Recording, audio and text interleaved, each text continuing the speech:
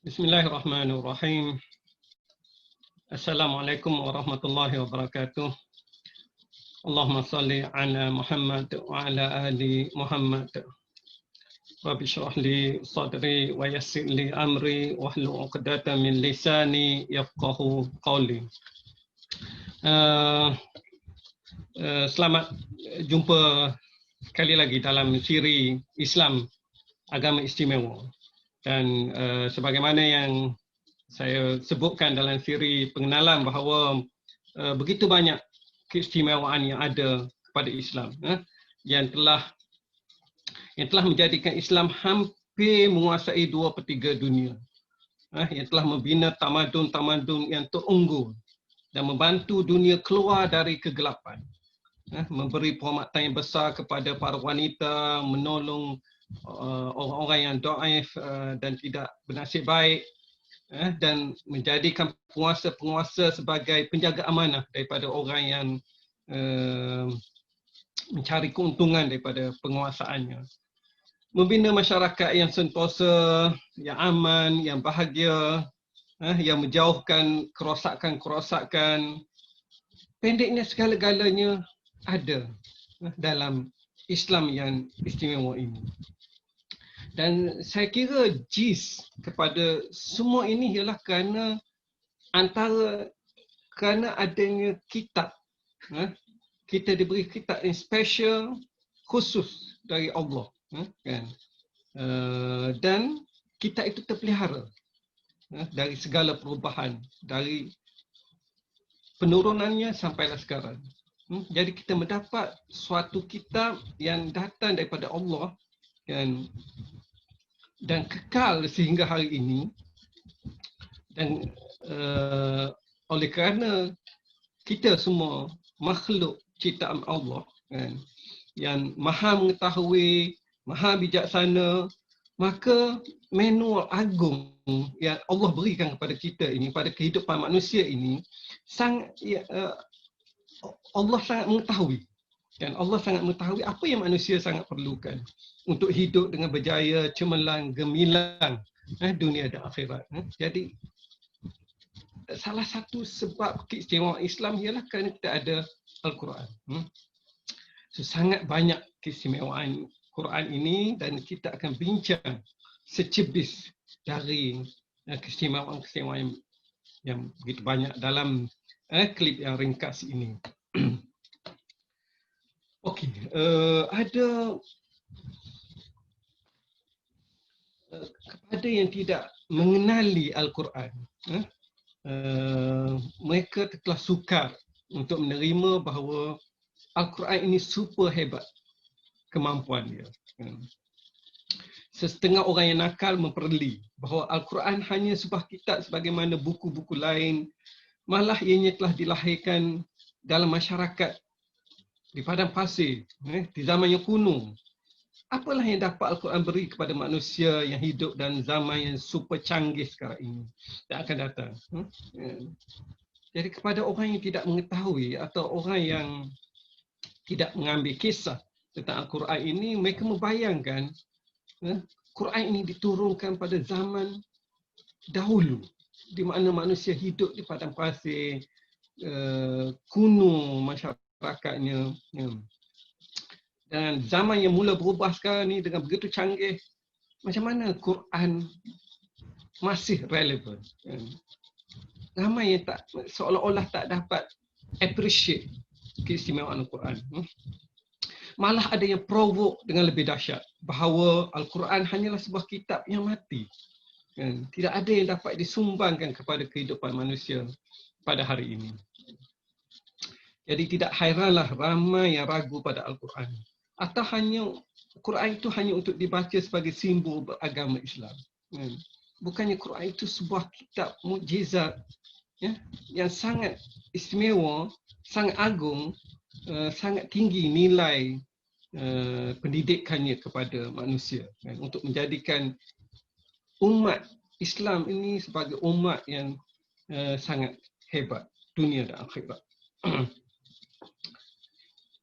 Dan Allah mengingatkan banyak kali di dalam kitabnya, antaranya dalam Al-Ankabut ayat 51. A'udzu billahi minasyaitonir rajim. Awalam yakfihim. Apakah tidak cukup lagi? Seolah-olah Allah menanya kita, apakah tidak cukup lagi? Anna anzalna 'alaikal kitaba yutla 'alaihim. Sesungguhnya kami, bahawanya kami telah menurunkan kepada kamu kitab yang dibaca kepada kamu, kepada kita semualah. Inna fi dzalika la rahmatan wa dzikra liqaumin yu'minun. Sesungguhnya Al-Quran itu turunkan mengandungi rahmat dan peringatan bagi orang-orang yang beriman. Jadi kita ini bukan sekadar statement. Ayat ini bukan sekadar statement untuk menyedapkan hati. Namun Allah yang maha bijaksana, yang mencipta segala-galanya, sangat tahu tentang apa yang manusia perlukan. Telah memberi kepada kita sebuah kitab yang sangat tinggi nilai, yang telah membimbing manusia untuk terus hebat dan akan terus membimbing umat untuk menjadi cemerlang, gemilang dunia dan akhirat. Jika kita benar-benar beriman kepadanya dan kita benar-benar menghayati apa yang Allah hendak sampaikan kepada kita. Okey, sebelum saya masuk kepada beberapa statistik ringkas tentang bagaimana hebatnya Al-Quran membentuk umat Islam, izinkan saya bawa satu kisah berkenaan dengan seorang profesor yang menyangka Al-Quran itu sebuah kitab mundur, yang hanya bercerita tentang masyarakat padang pasir. Profesor ini bernama Dr. Gary Miller. Dia seorang ahli matematik. Dia sangat minat tentang falsafah. Dia sangat pentingkan logik. Dan dia juga seorang, kita boleh katakan seorang padri. Dan apabila melihat kepada Islam, melihat pada Quran, Islam ni berpegang pada Quran, maka timbul di hatinya untuk mencabar. Sebab pada dia, Quran ni kitab yang dilahirkan, diturunkan di padang pasir. Kitab yang diturunkan pada masyarakat yang tak ada tamadun, yang hidup di sekitar zaman kuno padang pasir. Okey, jadi untuk tujuan tu dia ambil masa, dia bersungguh-sungguh ambil masa 3 hari dia study satu Quran. Saya tak pasti dia ulang beberapa, dia ulang tempat-tempat tertentu kan, tapi kesungguhan dia untuk mencari atau menyokong apa yang dirasa sebelum ini. Quran itu hanya sebuah kitab padang pasir. Ceritanya tentang unta, ceritanya tentang padang pasir. Tetapi alangkah terkejut. Dalam 3 hari itu dia mendapat satu yang betul-betul menukar fikirannya. Terutama sebagai seorang mathematician, seorang falsafah yang minat sains, minat logik kan. Dia terkejut dengan cerita-cerita dalam Quran, terutama antaranya cerita tentang sains yang telah menyebut banyak perkara yang hanya kebelakangan ini baru sains tahu tentangnya. Dan dia juga menarik padanya ialah integriti kandungan dia. Dia ada tak ada perselisihan di antara ayat dengan ayat yang lain kan. Tidak satu ayat sebut macam ni, satu ayat lain sebut sesuatu yang bertentangan dengannya. Tak ada padanya kan. Dan sebagai seorang yang ahli falsafah, seorang yang mementingkan logik dan seorang pendidik juga, antara yang dia sangat tertarik ialah kerana dalam Al-Quran tu, Quran tu mencabar kepada pembaca dia untuk mencari ada di mana adanya perselisihan di dalam Al-Quran. adanya seorang yang menulis, dia tak berani untuk mencabar orang mencari kelemahan di dalam Al-Quran. Tetapi tidak tidak dalam Quran. Khususnya disebut dalam, tak silap saya, surah An-Nisa ayat 82. Afala yatadabbaruna al-Quran walau afala yatadabbaruna al-Quran terlupa. Kenapa kamu tidak tadabbur, memerhatikan Al-Quran? Kan? Walau kana min indi ghairillah ila wajadu walau kana min indillahi la wa ma kana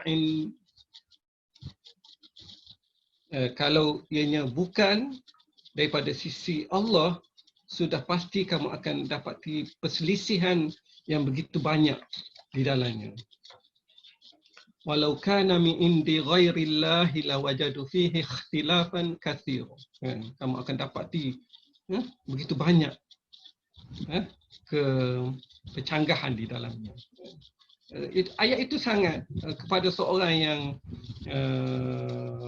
seorang penulis, seorang falsafah, dia rasa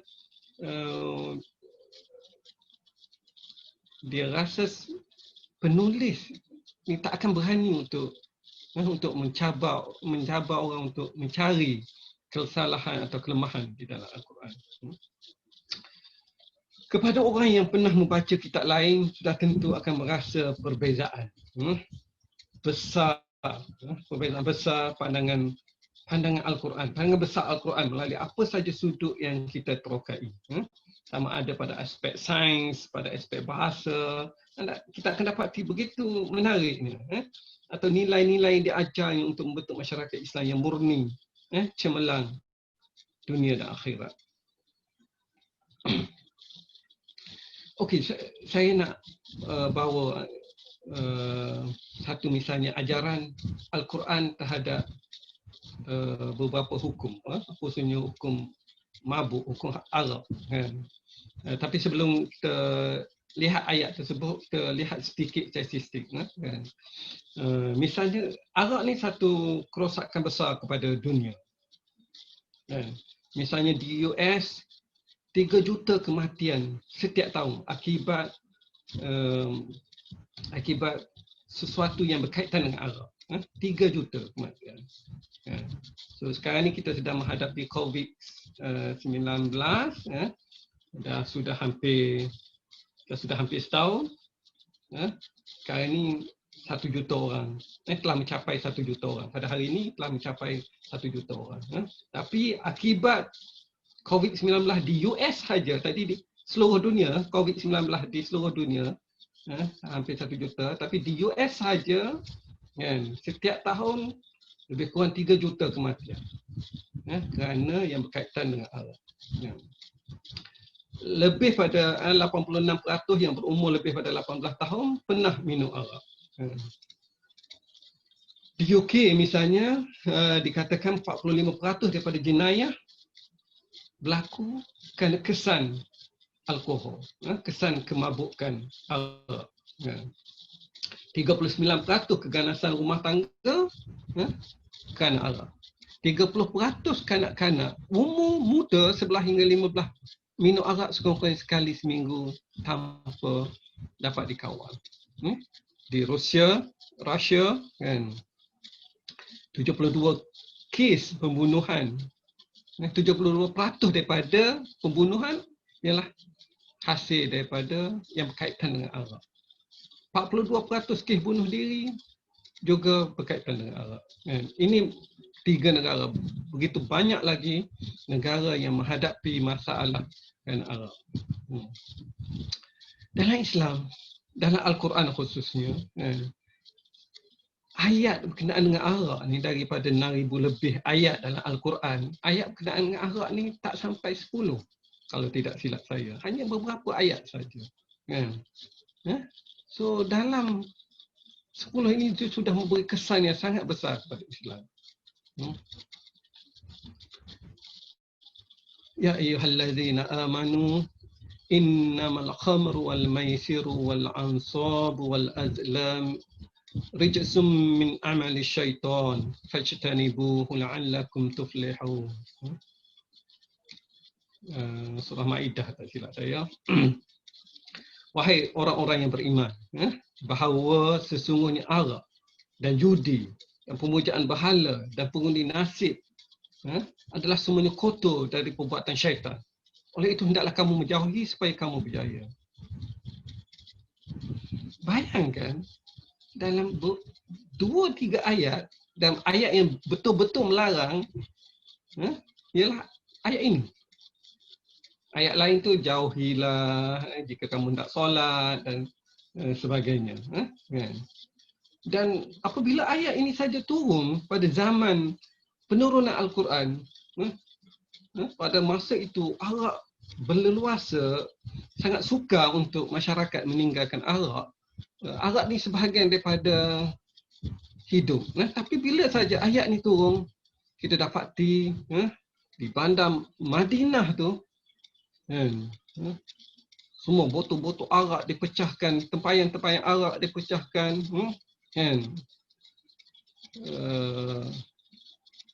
begitu taatnya umat Islam terhadap ajaran Al-Quran. Sangat menarik kalau kita lihat statistik negara-negara yang begitu banyak minum arak.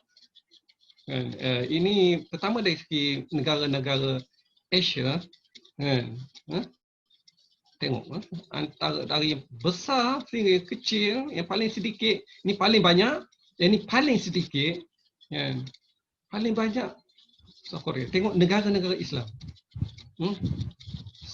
South Korea bukan negara Islam. Ya, tenang, bukan negara Islam. Thailand, Mongolia, China, Japan, Laos, semua. Negara-negara yang paling sikit di Asia, Sri Lanka, Singapura, belum ada negara Islam, Nepal, okey, di akhir saja ada Malaysia. Ini pun Malaysia yang kita perlu tahu bahawa kadar umat Islam di Malaysia hanya 60%. Sekitar 60% saja. Itu pun antara yang terkecil. Dan pada negara-negara yang ramai orang Islam, Pakistan, tak silap saya 9.98 ke 99% Islam. Paling sedikit. Bangladesh 90%. Pakistan 98-99 lebih kurang yang Islam. Bangladesh 90%, tadi kita kata Malaysia dalam 60%, Indonesia 80%. Salah satu saya tengok 88%. Kecuali exception sini ada Myanmar. Semua negara yang paling sedikit minum arak ialah negara Islam. Negara yang paling banyak minum arak bukan negara Islam. Ini di dunia. Dari chess, kita tengok dari atas hingga ke bawah, tengok mana ada negara Islam. Austria, Jerman, Ireland, Holland, Australia, UK, US, dan semua.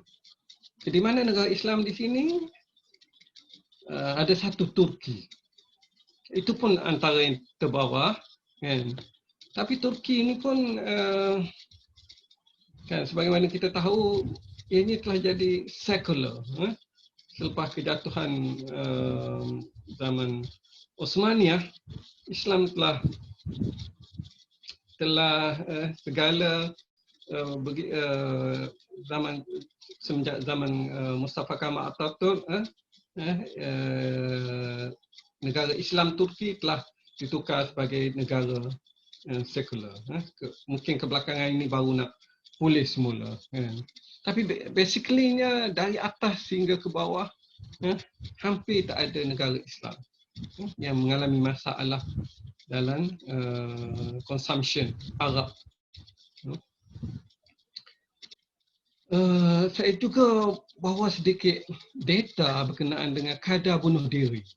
Yang merah ni kadar negara-negara yang paling tinggi dan yang hijau yang paling rendah. Kan? So, kalau kita perhatikan yang hijau ni hampir semua negara Islam. Indonesia, Maghribi, semua Mesir, Arab Saudi, hampir semua negara Islam. Negara yang paling banyak ini Russia. So kalau kita lihat sekali lagi dari atas hingga bawah, Russia, Ukraine ini antara negara yang paling banyak bunuh diri. South Korea, Poland, kan. So mana negara Islam? Israel ada di bawah-bawah. Indonesia, Pakistan paling bawah. Di atas tak ada negara Islam. Negara yang paling tinggi bunuh diri semua di atas, negara paling rendah semua di bawah. Kadar rogo. Tengok antara yang tertinggi sampai yang paling rendah. Australia paling tinggi, Sweden, New Zealand, US, Korea pun ramai. Anak-anak kita ramai yang minat Korea. Tapi kadar rogo di Korea antara yang tertinggi juga di dunia. So mana negara Islam? Kita ada sekali lagi ada Turki. Turki saja yang masuk radar. Lain-lain semua tak ada negara Islam.